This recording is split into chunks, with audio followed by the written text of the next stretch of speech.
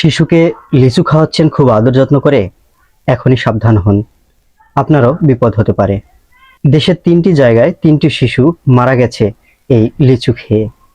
মৌসুমী ফল, তাই খুব আনন্দ করে খাওয়াচ্ছেন। খাওয়ানোর আগে আমি যে কথাগুলো বলছি এগুলো একটু মন দিয়ে শুনুন।